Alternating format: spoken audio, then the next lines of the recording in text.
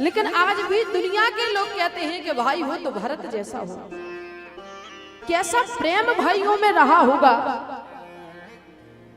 लोग कहते हैं यदि श्रीमद् भागवत में मांग रहती है कथा की तो सुदामा चरित्र की मांग रहती है, और यदि राम कथा में मांग रहती है कथा की तो भरत चरित्र की मांग रहती है। भरत चरित्र सुनाओ। यदि लौकिक दृष्टांत से आप सुने तो भरत चरित्र है क्या? एक किसान भाई है और एक गवर्नमेंट जॉब करता है, बोले सर्विस करता है, दो भाई हैं। और बोले महाराज एक भाई जो जॉब करता है वो शहर में रहता है, सिटी में रहता है, और जो किसानी करता है वो बोले महाराज ग्राम में रहता है, छोटे से गांव में रहता है।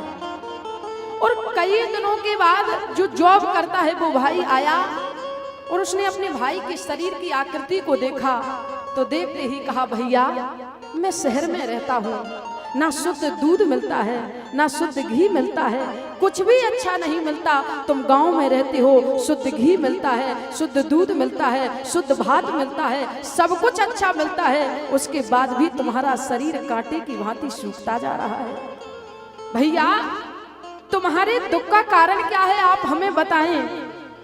और बोले जो गांव में रहता है वो भाई कहे भैया बताने से ही पता चलेगा। चार चार बेटियां भगवान ने दी हैं। जब किसी के घर में जाते हैं वर देखने के लिए और बोले दहेज की मांग जब सामने से सुनते हैं, दहेज की डिमांड सुनते हैं तो बोले 4 कदम पीछे हट जाते हैं। और दिन रात चिंता सताए जा रही है कि कब बेटियों के पीले हाथ करें। और बोले जो गवर्नमेंट जॉब करता है वो भाई कह दे भैया तुमने कैसे सोच लिया कि तुम अकेले हो। अरे मेरे पिता मुझे छोड़ करके चले गए थे, बड़ा भाई पिता के समान होता है, तुमने मुझे पाला पोसा बड़ा किया, मेरी जॉब लग गई। हम तुमसे कहते हैं भैया गवर्नमेंट मुझे मरते दम तक पैसा देगी, जब तक तुम अपनी 4 बेटियों का विवाह नहीं कर लेते। ये तुम्हारा भाई कहता है कि इस भाई के हिस्से में जितनी भी जमीन आती है जब तक 4 बेटियों का विवाह नहीं हो जाता उस जमीन को आप करें। बोले उस समय जो दृश्य होगा वो भरत चरित्र होगा। मैं तो प्राय एक बात कहा करती हूँ, जुड़वा 2 भाई माँ के गर्भ में 9 महीने रह लेते हैं और वही भाई जब संसार में जन्म लेकर के आते हैं तो उन्हें 90 बीघा जमीन भी कम पड़ जाती है। ये रामचरित मानस के भाई हैं प्यारे। बोले राजा दशरथ के राज को फुटबॉल की भांति उछाल दिया, लेना नहीं चाहते।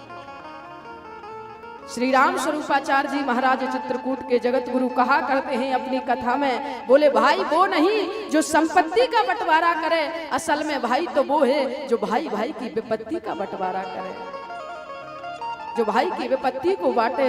लेकिन कहने में शर्म आती है, रामचरितमानस के भाई हैं। एक भाई छोटे भाई को गोदी में लेता है, केसों को उलझाता है, बोले केसों को खोलता है जो जटा बन गई हैं। लेकिन कलयुग के भाई हैं, बोले सारे जीवन कोर्ट और कचहरी में निकल जाते हैं, केसों को लड़ते लड़ते, बोले केस चलते चलते। यदि हम राम कथा सुनते हैं तो उसे मनन करें, उसे उतारें, उसका चिंतन करें। ये नहीं कि इस कान से सुना और इस कान से निकाल दिया। कथा तो वही है जब कथा को सुनकर के हमारे जीवन की व्यथा मिट जाए, कथा को सुनकर के हमारे जीवन में किंचित मात्र परिवर्तन आ जाए। बोले महाराज सही मायने में वही कथा है। आज गुरुदेव वशिष्ठ ने कहा भरत से यह मत कह देना कि भैया राम वनवास चले गए। बोले भरत का मतलब क्या है? बोले भा माने भक्ति, रा माने रति, ता माने त्याग। जिन भरत की भगवान श्री राम के चरणों में भक्ति है, जिन भरत की भगवान श्री राम के चरणों में रति है, और बोले ता माने त्याग, जिन भरत के अंदर बोले अयोध्या का राज्य ठुकराने की क्षमता है, त्याग है, बोले उनका नाम भरत है। तभी तो दुनिया के लोग भजन करते हैं भगवान श्री राम का, लेकिन भगवान श्री राम किसका भजन करते? श्री गोस्वामी तुलसीदास जी महाराज ने लिखा कि भरत सरस को राम सने, भरत सरस को राम सने, भरत सरस को राम सने, भरत सरस को जग जप राम राम जप जे जग जप राम राम जप जेहि जग जप राम राम जप जेहि। बोले दुनिया भजन करती है भगवान श्री राम का, लेकिन भगवान श्री राम जब भजन करते हैं तो बोले जग जप राम राम जप जे ही। बोले भगवान श्री राम भजन करते हैं भैया भरत का। बोले आज वो भरत के पास गुरुदेव वशिष्ठ ने कहा जाओ भरत को लेकर के आना, लेकिन याद रहे भरत से कह मत देना। बोले भरत ननिहाल में है कैकय देश। भरत रात्रि के 12 बजे उठ करके जाके शत्रुघ्न मुझे बुरे बुरे स्वप्न दिखाई देते हैं।